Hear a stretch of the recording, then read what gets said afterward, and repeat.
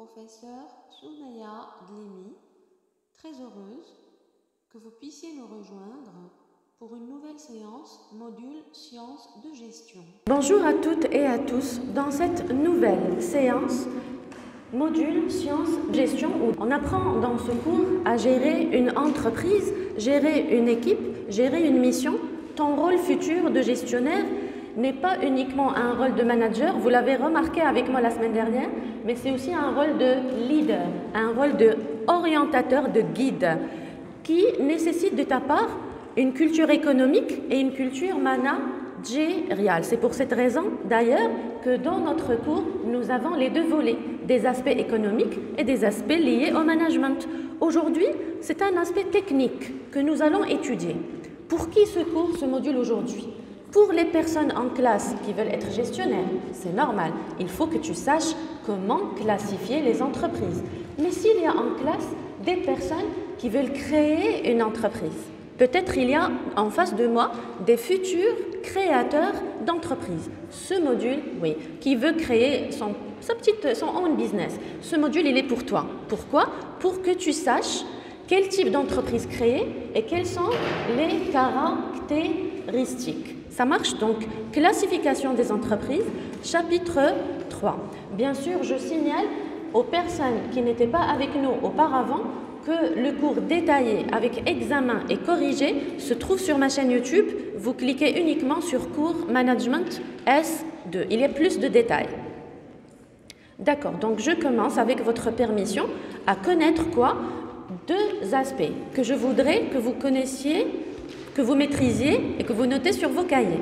La classification au niveau de la loi. Qu'est-ce que la loi dit au niveau de la classification d'entreprise? Et qu'est-ce que l'économie nous dit à ce niveau-là? Les deux versions sont différentes. Nous allons découvrir ensemble. Donc, mettez classification juridique et classification économique.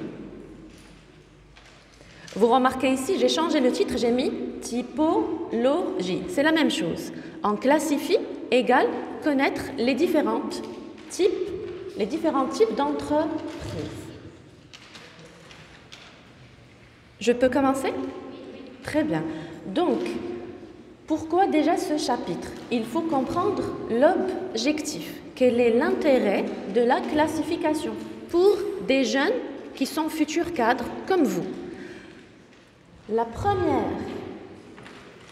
on va dire le premier intérêt, ou le premier gain, ou la première valeur ajoutée pour nous, c'est de permettre à chacun de vous de faire d'abord et avant tout des comparaisons entre les entreprises.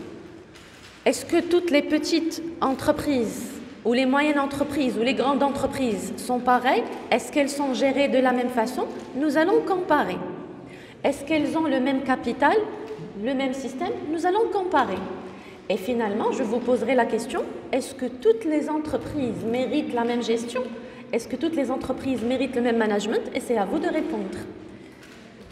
Le deuxième point, chers étudiants, c'est que la classification ou la typologie permet de décrire les entreprises. On va les décrire, on va essayer de parler de chaque petit aspect, chaque caractéristique, et nous allons observer même la structure qui va venir en chapitre 4.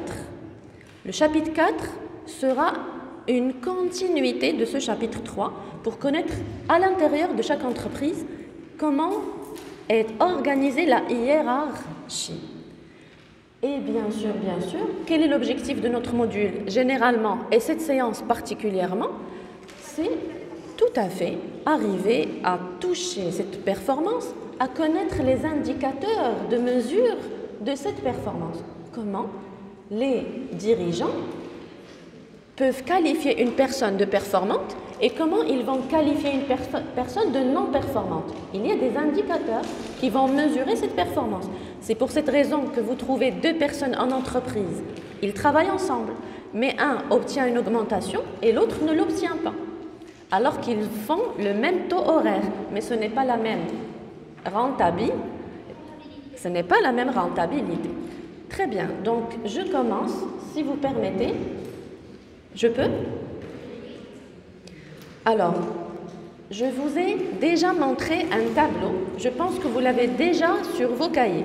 Je vais commencer avec un rappel de ce tableau. Vous vous rappelez, nous avions vu 3 secteurs. Un secteur primaire, un secteur secondaire et un secteur tertiaire. Vous vous rappelez de ce tableau? Parfait. Donc ici, les entreprises qui font partie de tout ce qui est agriculture, pêche et forêt sont primaires.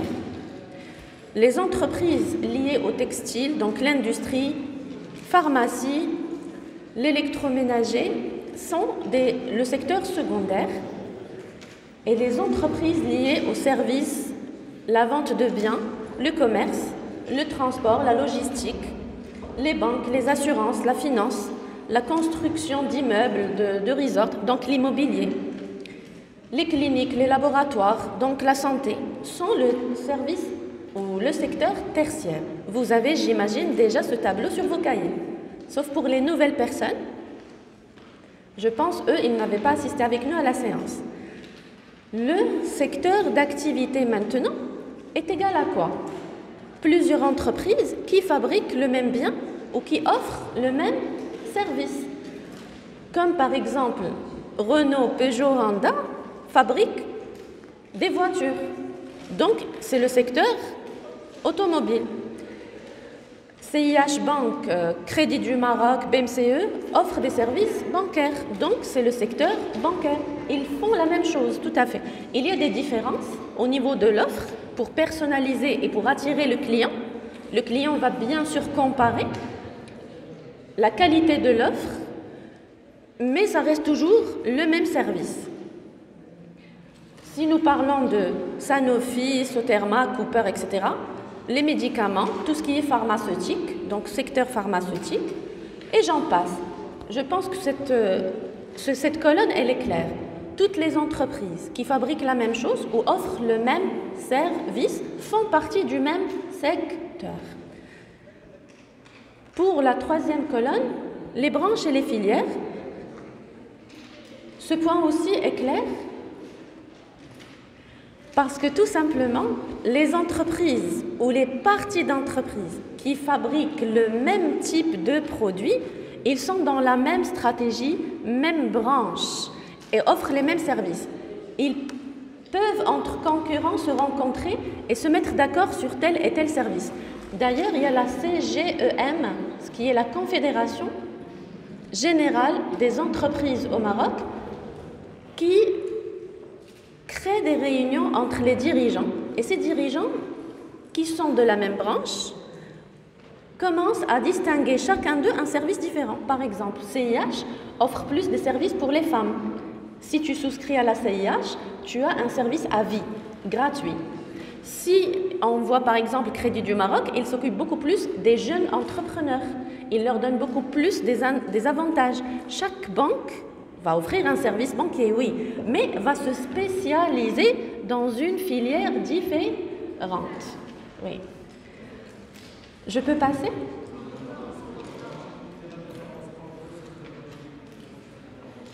C'est la spécialisation. Je peux?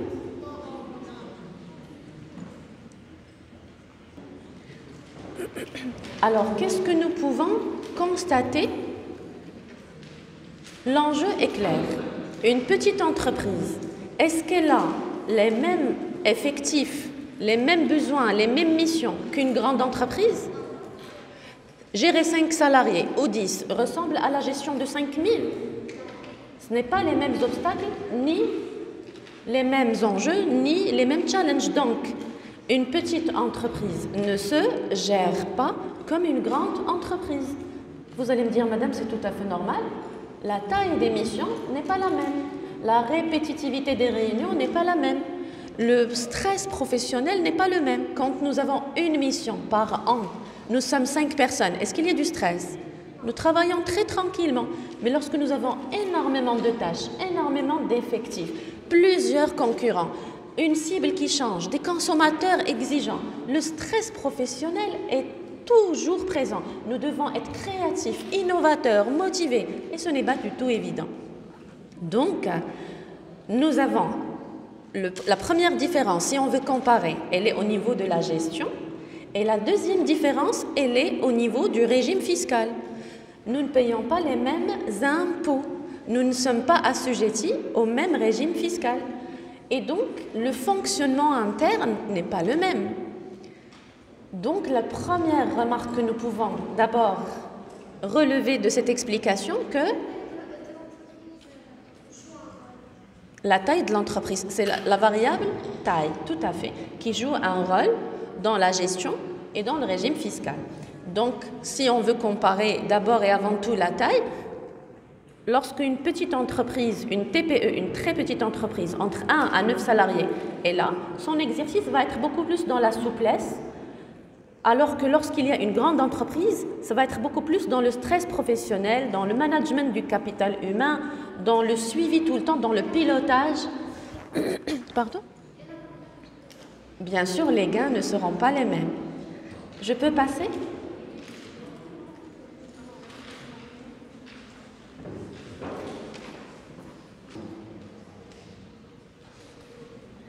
Si votre camarade a soulevé le point de la taille, je suis d'accord avec elle.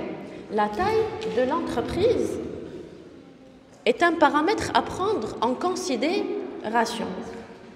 Toi-même, lorsque tu vas postuler pour une grande entreprise, tu vas t'attendre psychologiquement à du stress professionnel, à beaucoup de responsabilités, mais à une rémunération élevée aussi.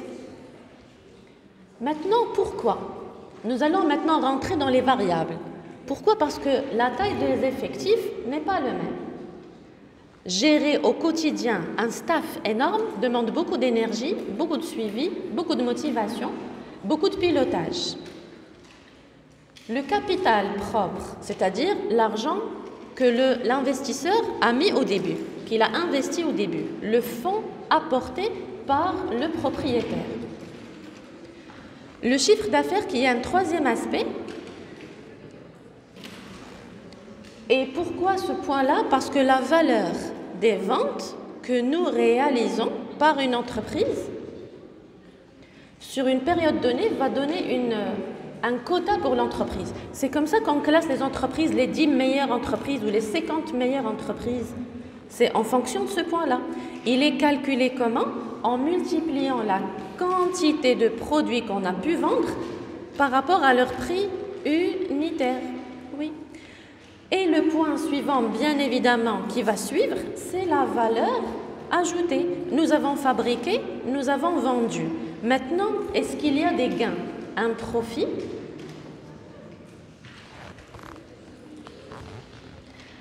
Et c'est la différence entre la production, les sorties de l'entreprise et ce que nous avons eu comme consommation.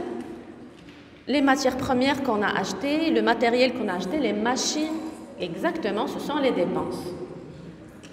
Donc les dépenses, notez avec nous. Les dépenses vont déterminer bien sûr ce point-là. Et je finalise avec le bénéfice net, c'est le résultat net de notre activité économique.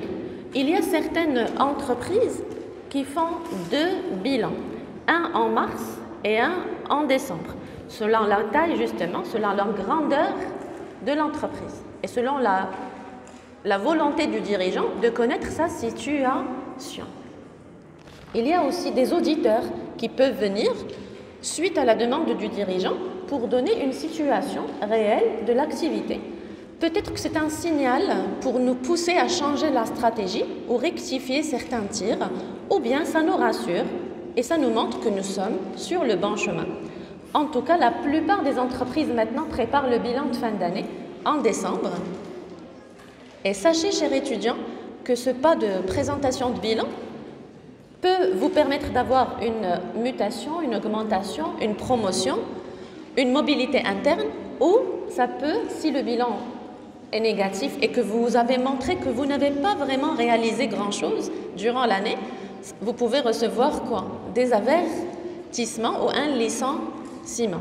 Normalement, vous allez remarquer que la plupart, si vous avez des familles, enfin des membres de votre famille qui travaillent maintenant dans les entreprises, ne leur parlez pas, laissez-les tranquilles, ils sont sous stress psychologique. Oui, c'est vraiment le haut stress psychologique. Il y a même des personnes qui passent la nuit au bureau pour finaliser ce qu'il n'a pas pu finaliser auparavant. Je peux passer?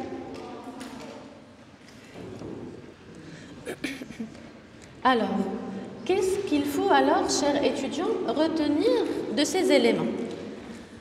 La version finale de la nouvelle définition de la PME, je parle du contexte marocain, elle tient compte du chiffre d'affaires et fait abstraction du nombre des employés. Pourquoi? Parce qu'avant, pour parler d'une PME,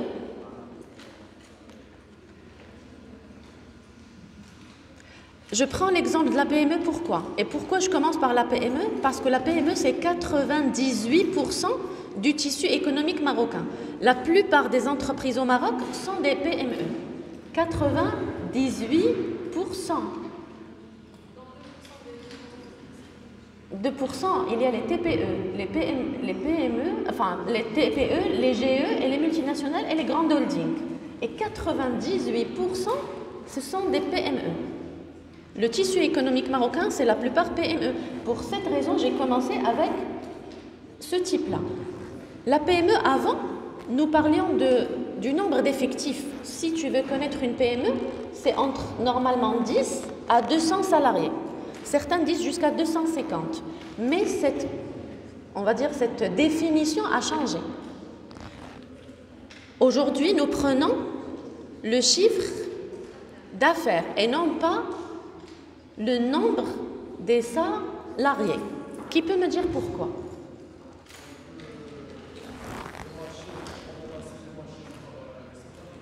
Oui, effectivement, dans un sens, tu as raison.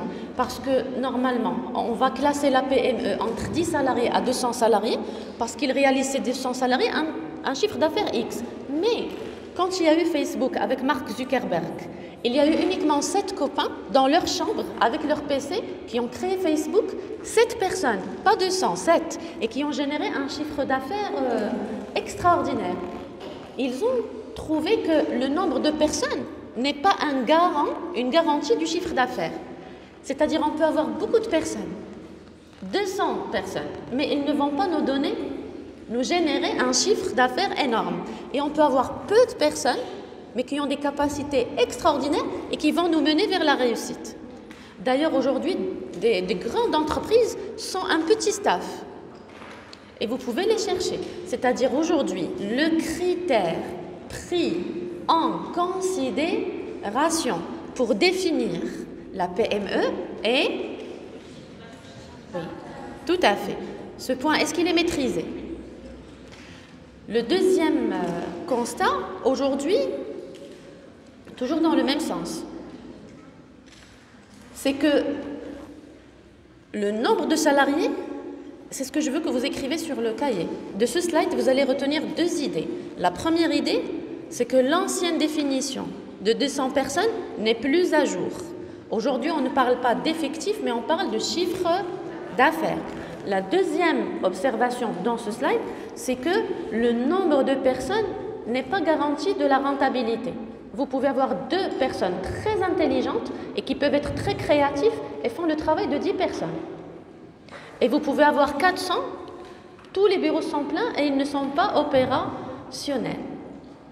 Donc on ne choisit pas le nombre de personnes, on choisit la qualité des personnes. C'est pour cette raison qu'aujourd'hui, les entretiens de recrutement deviennent de plus en plus difficiles. Et les exigences dans le face-to-face deviennent de plus en plus difficiles. Si tu n'es pas vraiment une personne qui sera rentable pour l'entreprise, tu ne seras pas pris.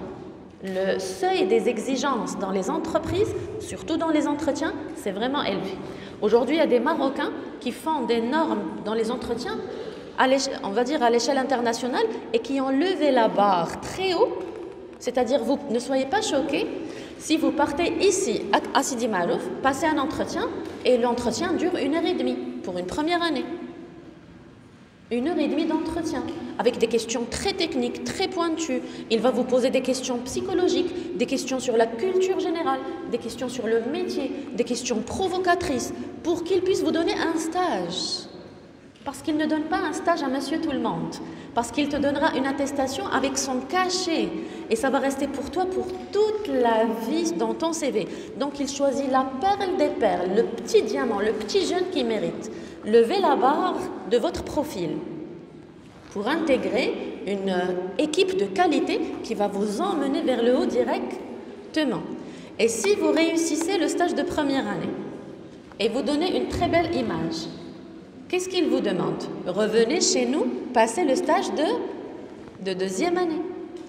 Et si aussi, pendant la deuxième année, vous donnez une très très belle image, très belle réputation, bonne intégration, vous êtes rapide, vous captez rapidement, vous avez le réflexe, vous suivez, vous posez des questions, vous êtes opérationnel, vous venez avant tout le monde et vous quittez après tout le monde. Et vous avez une petite tête, vous n'êtes pas dans l'égoïsme et vous ne gonflez pas votre ego.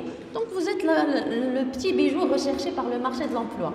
Bien évidemment, c'est eux qui vont vous demander de revenir passer le stage de... Donc tu viens à la faculté, tu étudies et tu as une stabilité mentale, une stabilité émotionnelle. Tu es motivé pour rentrer à tes cours et tu sais très bien que tu n'auras même pas le fantôme du chômage. Tu n'y penses même pas. Le stage de première année, cher étudiant, est un pas extrêmement important contre le chômage. C'est la gestion de carrière qui commence à partir de la première année. Si tu es avec les bonnes personnes, dans la bonne place, et tu fais du marketing de toi-même, et tu es extraordinairement professionnel, les gens ne cherchent que ça. On cherche que cet étudiant qui est sérieux, qui veut où il veut arriver et qui se market.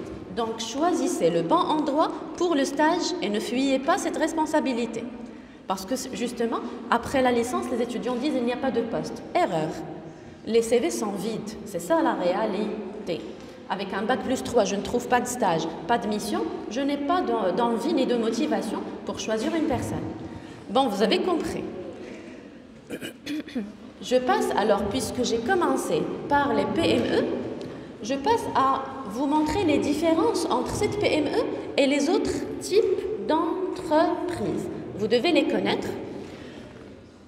Je me base sur les communiqués du ministère de Finances. La TPE, c'est la très petite entreprise, donc elle réalise moins de 3 millions de dirhams. La petite entreprise, la PE, petite entreprise, entre 3 et 10 millions de dirhams. Et la PME, petite et moyenne entreprise, qui fait partie de la majorité de notre tissu économique, elle est entre 10 à 175 millions de dirhams par an. Donc c'est quand même une structure qui a un système managérial, un système financier très très bien élaboré. Je vous laisse les noter pour passer. Alors la PME, au Maroc, puisque c'est le tissu économique par excellence, tu es devant aussi un choix de carrière et tu vas certainement toi aussi retrouver plusieurs choix dans ta carrière pour pouvoir travailler, pour pouvoir postuler. Ce que je vous ai expliqué pour les entretiens, si vous passez l'entretien avec un recruteur, ça va être en mars. Le deuxième entretien, c'est avec un manager technique dans l'entreprise et un troisième entretien avec un RH qui est dans l'entreprise. Donc ça va aller jusqu'à avril ou mai. Chaque 2 semaines, on t'appelle pour te dire revenez. Mais ici, tu as fini tes cours à la faculté, tu passes tes examens en juin. Toi, qu'est-ce que tu fais? Gestion de la vie personnelle et gestion de la vie professionnelle. Tu continues tes cours, mais en même temps, tu passes tes entretiens. Tu finis ici les examens. Dès que tu finis les examens, tu lui dis « je finis les examens, le lendemain, je viens ». Certains étudiants qui ne vont pas écouter mes conseils. Ils vont dire « bon, on ne va pas écouter notre professeur ». D'accord, je respecte. Quand ils vont se réveiller? Le 30 juin, après les examens. Le 30 juin, qu'est-ce qui s'est passé sur le marché? Les gens ont déjà déposé, les dossiers ont déjà été sélectionnés, l'appel téléphonique a déjà été finalisé, le choix du candidat, le face-to-face, la sélection a déjà été clôturée. Le dossier de recrutement des stagiaires est clos. On passe à la distribution des congés. Et on a déjà les stagiaires, on va juste les placer parce que les salariés, la plupart, prennent leur congé. On va faire un système de placement et d'encadrement. Ne vous réveillez pas en juin ou en juillet et vous me dites, madame, je n'ai pas trouvé de stage. Le stage, c'est le 15 février. C'est un processus de 6 mois, de février à juin. Le 1er juillet, normalement, ou jusqu'au 30, tu es en stage. Qu'est-ce qu'il faut, chers étudiants, retenir? Si nous voulons mieux connaître ce terrain qui t'attend pendant l'été, ce terrain chez qui tu vas postuler le 15 février. Alors, PME, petite et moyenne entreprise, c'est un effectif en principe qui ne doit pas dépasser 200 personnes. On peut avoir 50 stagiaires, donc 250. Ou 50 intérimaires qui viennent juste pour des missions et ils vont partir. Mais généralement, c'est 200. Le deuxième critère est le suivant. Un chiffre d'affaires hors taxe inférieur à 175 millions de dirhams par an. Si ça dépasse ce chiffre, on va monter à la grande entreprise. On va devenir une grande entreprise. Le troisième critère de sélection, c'est un programme d'investissement qui est inférieur à 25 millions de centimes. Si nous avons ces 3 ingrédients, nous avons une PME. Maintenant, vous avez les éléments qui définissent la nature d'une PME. Est-ce que je peux passer? On continue toujours dans ce type d'entreprise qui est la PME. Et vous avez remarqué qu'on lui a donné beaucoup de valeur et vous allez trouver que la plupart des recherches sont sur la PME. Parce que justement, quelle est la réponse? Quelle est la justification? Parce qu'elle fait partie justement de la majorité des entreprises présentes. Alors, un chiffre énorme quand même, hein, c'est 98% des entreprises nationales qui emploient la moitié des salariés et qui réalisent 40% de la production. 51% des investissements et 31% des exploitations.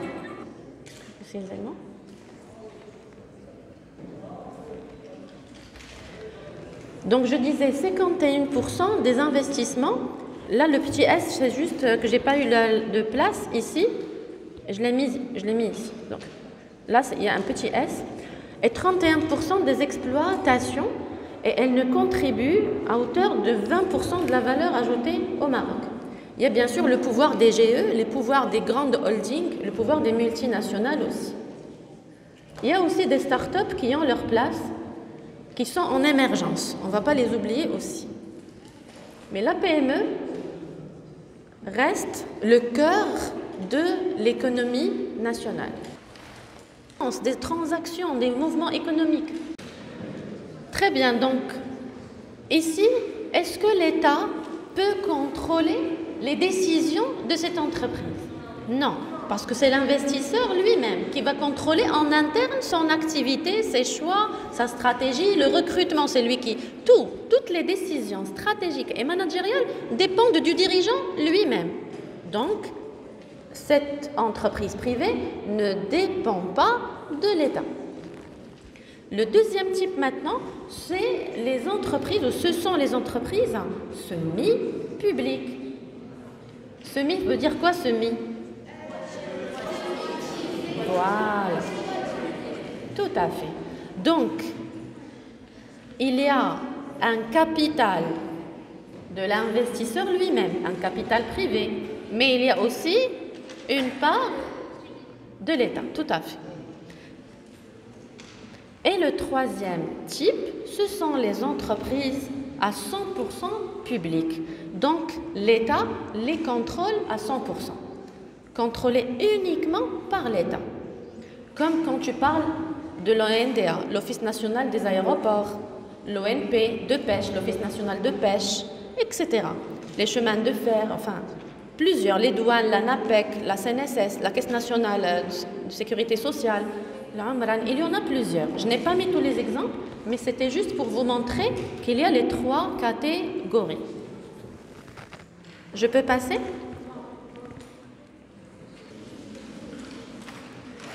Alors, il y a 5 formes juridiques d'entreprise. Nous allons étudier chacune d'elles pour que vous puissiez vraiment maîtriser toute la classification. Le premier type, chers étudiants, c'est les entreprises individuelles, souvent sont appelées EI. Ce sont les entreprises physiques. Deuxième, c'est la SA, c'est la société anonyme. Troisième, c'est la SARL, la société à responsabilité limitée. La quatrième, c'est la SCS, commandité simple, c'est l'entreprise ou la société en commandité simple. Et le dernier pôle, c'est la société en non collectif.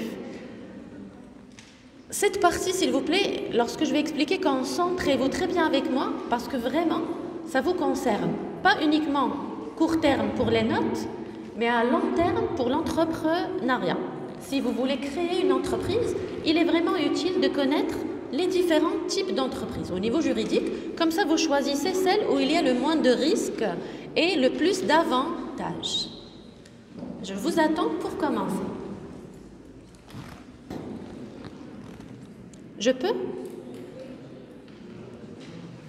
Nous allons voir chacune et découvrir chacune.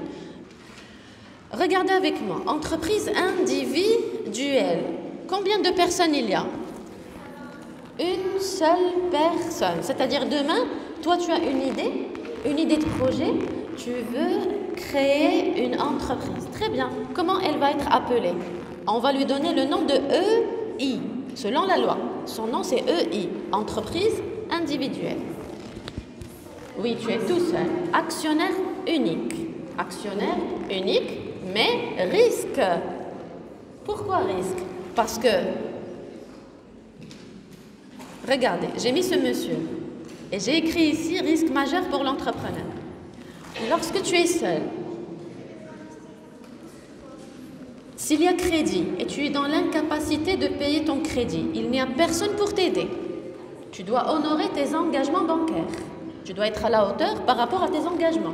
Tu as signé seul. Si tu n'arrives pas à trouver un créancier, quelqu'un qui va t'aider, tu rentres en prison. Oui ou non? Si tu dois être seul dans l'aventure, tu dois assurer la livraison tout seul, ou tu dois trouver un moyen pour pouvoir t'en sortir. Tu dois peut-être recruter. Est-ce que tu pourrais payer ceux qui ont été recrutés, les recrues? Si maintenant tu es un peu têtu, et tous les jeunes entrepreneurs croient qu'ils ont raison. La plupart des jeunes ne reçoivent pas les critiques avec du sourire. Ils croient tout le temps que voilà, moi j'ai raison et je suis convaincu par mon idée. S'il commet une erreur au niveau ciblage de l'échantillon, de la clientèle, s'il commet une erreur au niveau packaging, s'il commet une erreur au niveau du choix de la marchandise, il va acheter beaucoup de marchandises qui ne vont pas être vendues. Et ça, on l'a vu à partir de Corona. Il y a plusieurs étudiants à partir de coronavirus qui ont créé une page Facebook. Ils ont commencé à faire du commerce électronique. Un copain leur dit les jeans ça marche, ou bien les espaces ça marche, prends-les, ça va être vendu. Il est parti mettre toutes ses économies dans un produit sans faire étude de marché. Il a simplement cru une personne et il était convaincu qu'il a raison. Donc, il s'est retrouvé avec un stock non vendu. Ça lui a fait peur par rapport à l'aventure commerciale, ça l'a découragé par rapport à l'entrepreneuriat. Il y a même des personnes qui ont commencé à liquider avec des prix cassés. Donc, il n'est plus dans l'entrepreneuriat et il est aussi quoi? Perdant par rapport à l'investissement premier. Je ne vous fais pas peur, c'est juste que je vous dis, lorsque vous voulez être seul, c'est bien. Il n'y a aucune obligation. Tu te réveilles quand tu veux, tu dors quand tu veux, pas de réunion, il y a de la souplesse, mais quel est mon conseil? C'est que vous puissiez toujours partir faire un saut chez un cabinet d'études. Prenez carrément, achetez les résultats d'une enquête. Ça vaut la peine, c'est un investissement pour connaître la clientèle. Eux, ils vont vous aider à mieux connaître le marché, à connaître vos concurrents, à connaître quel type de stratégie, à vous montrer le comportement du consommateur, à vous montrer réellement son besoin, parce que le besoin du consommateur change en fonction de l'envie environnement. Le besoin sans humeur n'est pas stable. Toi-même ce matin, tu as mangé quelque chose. Demain, peut-être tu ne voudrais pas la manger. Aujourd'hui, tu t'habilles d'une façon. Demain, tu as changé d'avis. Le consommateur est changeant. Donc ici, quel est le risque pour l'entrepreneur? C'est l'instabilité du marché. Donc, il doit toujours être entouré. Si tu veux faire une entreprise seule, go. Mais sois entouré de consultants, de coachs et de personnes qui maîtrisent la loi. Un avocat, un notaire, de personnes qui maîtrisent le marché, un enquêteur, un cabinet. Au moins pourquoi? Pour que ton cercle d'entourage t'aide à prendre des décisions. La prise de décision doit être une décision suite à une consultation. Oui. Il faut consulter. Même le roi a des consultants. Même le roi est entouré. Quand il y a la prise de décision, il n'y a pas aventure, c'est de l'argent. Donc, moi, je vous encourage à créer des entreprises seules, mais faites attention à cet aspect. La deuxième, maintenant, c'est la société en nom collectif, souvent appelée SNC. Notez le titre et nous allons découvrir.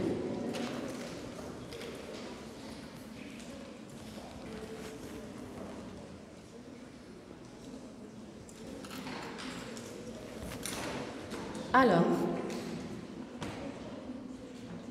je peux? Parfait. Regardez avec moi. Elle nécessite combien de personnes?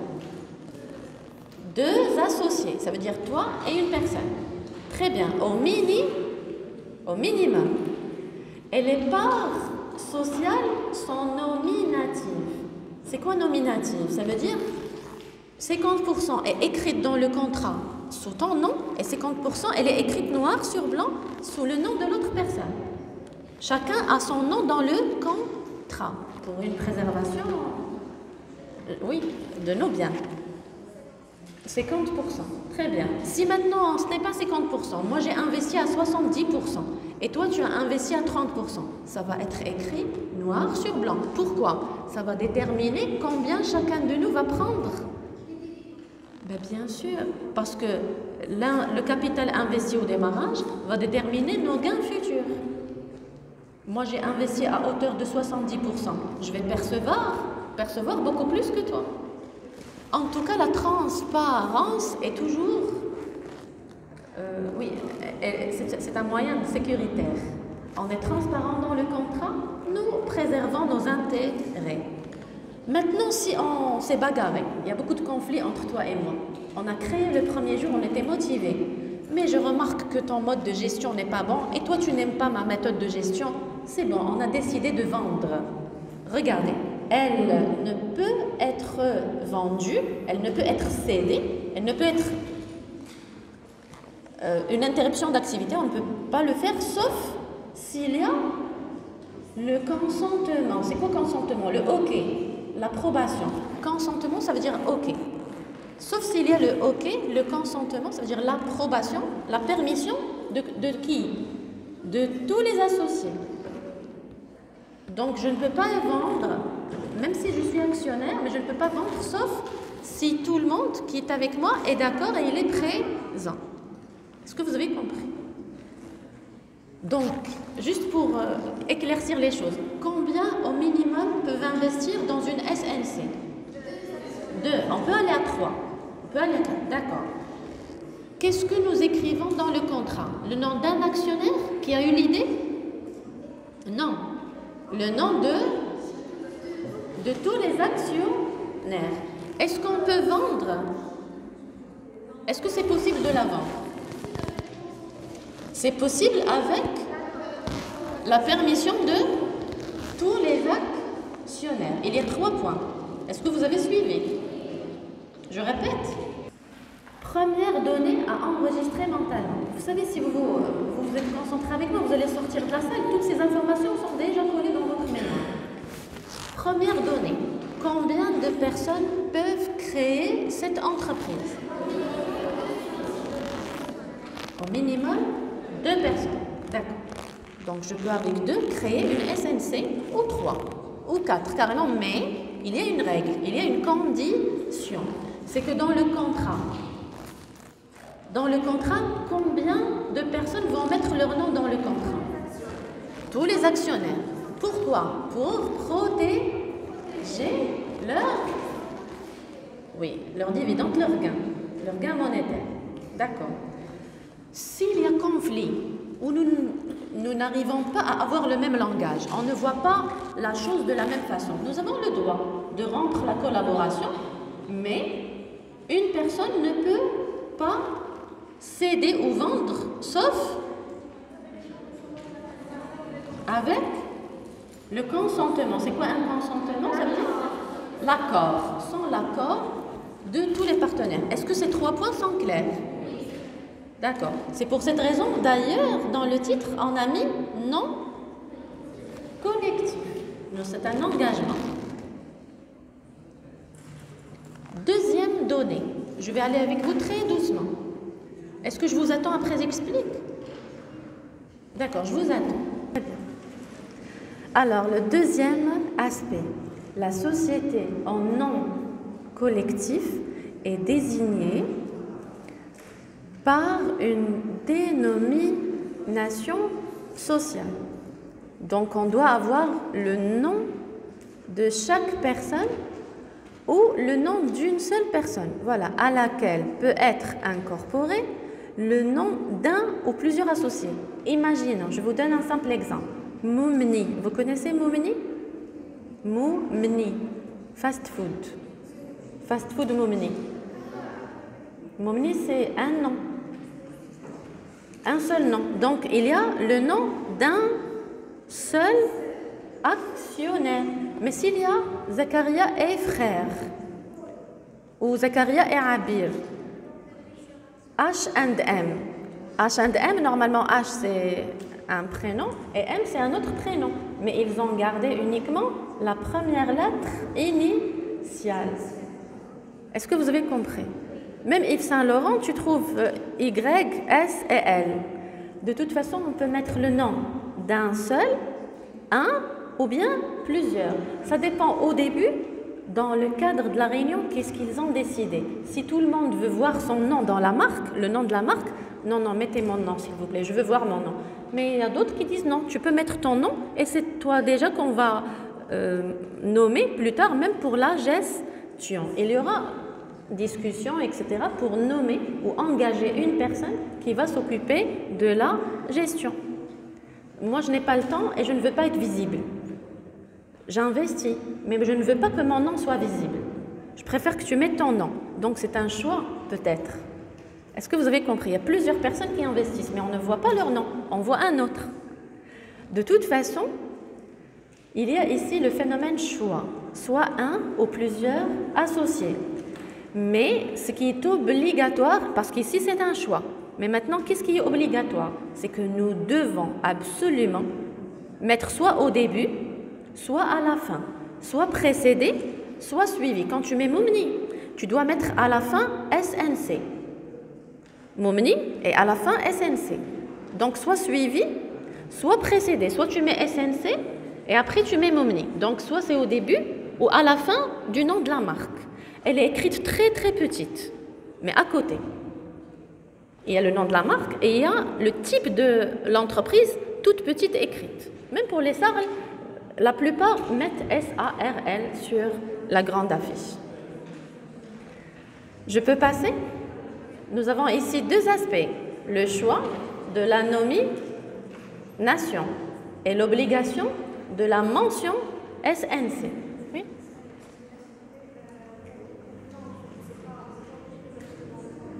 Non, vous avez le choix. Nous avons le choix de mettre Fabrica. Fabrica, c'est un nom que j'ai adoré depuis que je suis petite. Je vais vous proposer dans la réunion, est-ce que c'est pas la peine de mettre nos prénoms, c'est trop voyant. Il est meilleur d'innover un nom de qualité et donc attrayant, attirant. Et on peut le mettre, on peut le choisir. Mais en tout cas, ici, on a la possibilité de mettre le nom carrément de l'associé lui-même. Maintenant, au niveau des dettes, on va parler de la responsabilité. Tous les associés vont être responsables et solidaire au niveau des dettes, puisque nous avons investi au début une somme d'argent. Nous avons déposé une somme d'argent au début, c'était notre capital investi, ce qui va nous responsabiliser par rapport à nos obligations après, lorsqu'il y a à la fin du mois, on va dire, les créances.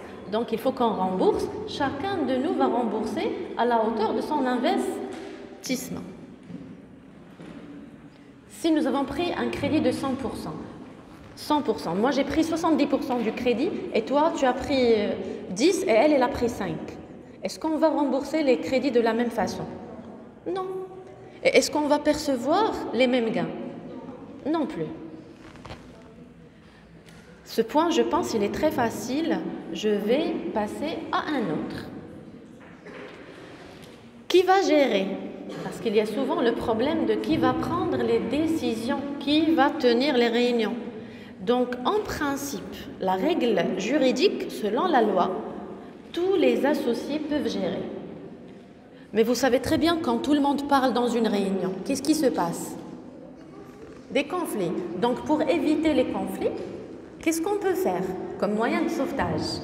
On va stipuler veut dire décider. D'accord? Stipuler veut dire décider. De quoi? De désigner, de choisir un ou plusieurs gérants. C'est un moyen pour éviter les conflits. Si tout le monde veut assister à la réunion, tout le monde veut dire son avis, tout le monde va prendre des décisions. Très bien. Selon la loi, tout le monde, allez-y, installez-le. Mais si 1, 2, 3, 4 fois, on ne sort jamais avec une décision, il y a toujours la bagarre, on ne respecte jamais le plan de la réunion, ça tourne au personnel, les gens commencent à se bagarrer, à titre personnel, alors que nous avons des intérêts professionnels. Pour éviter, s'il vous plaît, je me propose, est-ce que vous me faites confiance? Vous allez signer tous un papier qui stipule que vous me désignez comme gérant. Si vous faites confiance à cette personne-là, vous allez tous signer et vous allez lui laisser le pôle de gestion et de la prise de décision. C'est clair?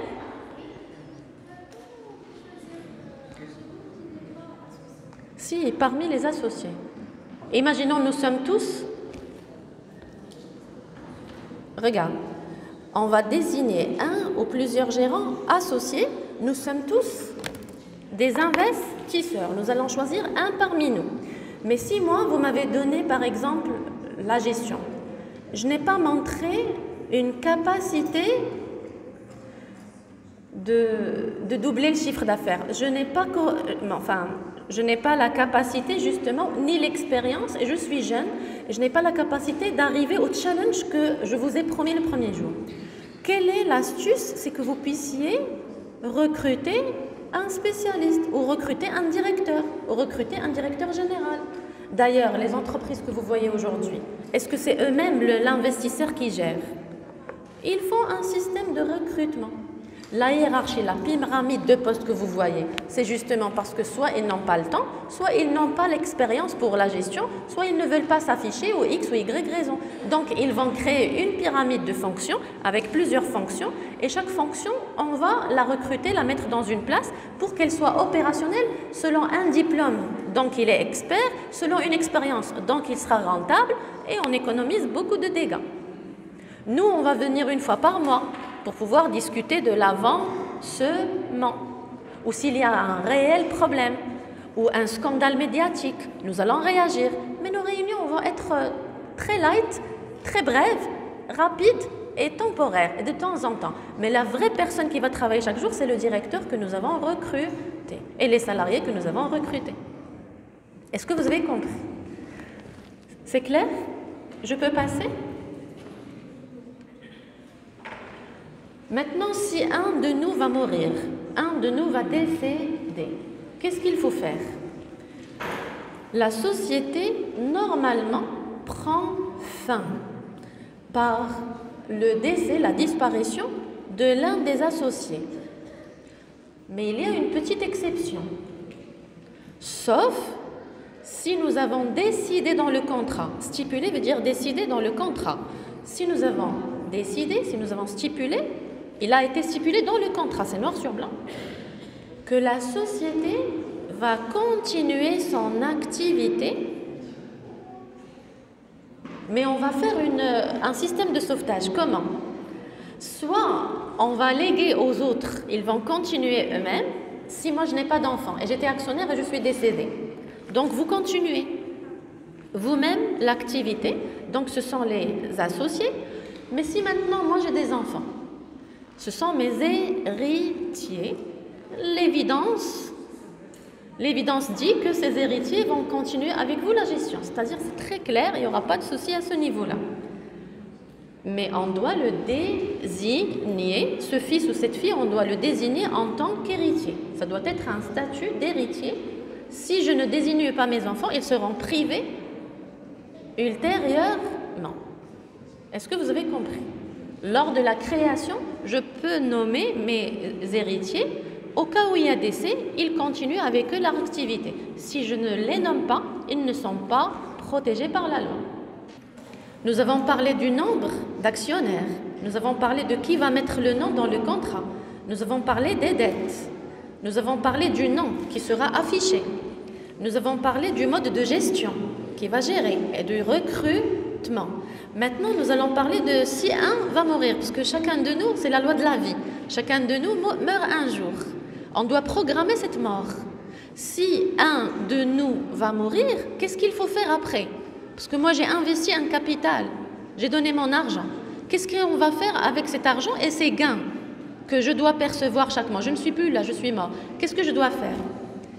Il faut qu'on stipule dans le contrat, il faut qu'on écrive noir sur blanc dans le contrat en avance que la société va continuer son activité, même après la mort d'un des actionnaires. Si je n'ai pas d'enfants, ou je veux les priver d'héritage, il y a des gens qui privent leurs enfants d'héritage. Je veux les priver d'héritage ou je ne les ai pas, donc regarde, la société va continuer avec un ou plusieurs héritiers, ou bien toute personne désignée par ce statut. Ça va continuer. Je peux, moi, ne pas donner l'argent à mon enfant, je le donne à quelqu'un avec moi, actionnaire, ou quelqu'un de ma famille, ou une association pour les orphelins. Ça dépendra de ma décision.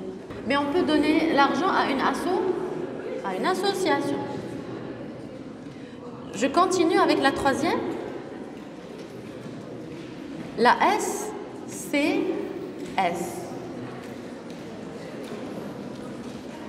Il y a eu débat, tout le monde a eu peur de l'héritage. Vos parents sont tous riches, ils vont vous laisser un grand héritage. Je passe à la troisième. Écrivons ensemble. Calmez-vous. J'ai remarqué une chose dans cette classe, à chaque fois que je parle d'argent, tout le monde motivé. À chaque fois. Je peux? Calmez. Allez, on continue.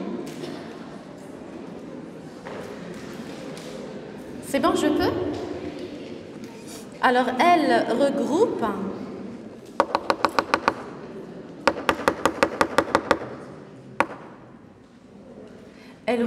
des associés. Ce signe veut dire silence. Regarde, ça veut dire silence. Si vous comprenez pas, ça c'est autre chose. Bon, ne vous cachez pas derrière les gens et vous commencez à parler. Vous n'êtes pas des enfants, s'il vous plaît. Donc, elle regroupe des associés en deux catégories. Il y a les commandités et les commanditaires. C'est très facile à comprendre si vous suivez. Les commandités sont ceux qui se font financer. Ici, il y a une erreur, je vais juste corriger. Se font financer avec E accent S. Voilà. Qui se font financer. Tu n'as pas d'argent, mais tu as l'idée d'un projet. Tu vas partir prendre de l'argent d'un organisme. Donc, tu te fais financer. Et cet organisme, c'est lui qui va te financer. Donc, la banque, par exemple, comment on l'appelle? Un commanditaire. C'est eux qui nous financent. Et toi, tu es qui prend l'argent? Toi, tu es un commandité. Ça marche? Celui qui prend l'argent, commandité. Celui qui donne l'argent, commanditaire. C'est bon, c'est clair? Deux petits points dans cette partie. On y va step by step. Je répète. Je peux avancer, cher étudiant? Le deuxième point. Si une personne meurt, elle est décédée, elle disparaît. Donc, la société continue malgré le décès de la personne qui nous a donné cette somme d'argent. Parce qu'il y a des personnes qui prennent d'organismes banquiers ou des institutions financières, mais si le commanditaire, ça veut dire celui qui t'a financé, meurt, la société continue à exister. À qui tu vas rembourser? À son héritier.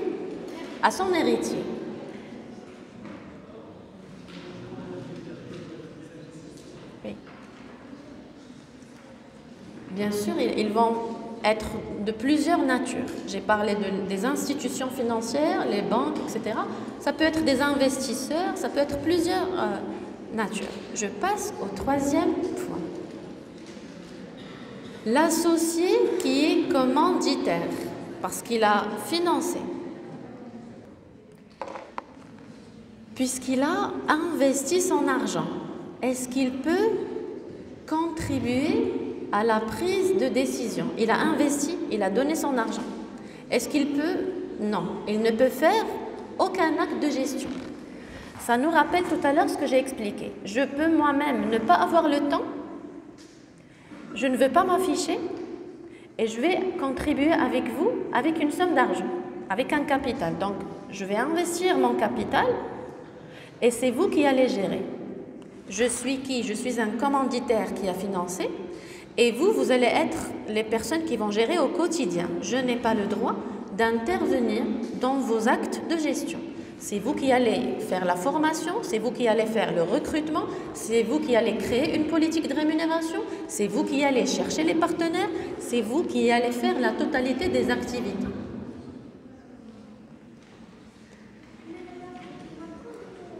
Bien sûr, mais je ne gère pas. Mais je ne participe pas dans la gestion.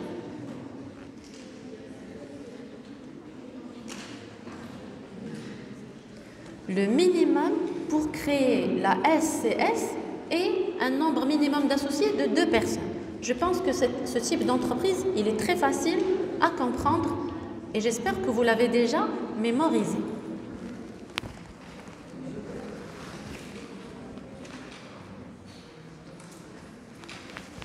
Je peux passer? Je voudrais finaliser la 4e et 5e, cette séance. Elles ne sont pas très longues, c'est très rapide. Un slide pour chaque entreprise. C'est bon? Vous êtes déjà fatigué?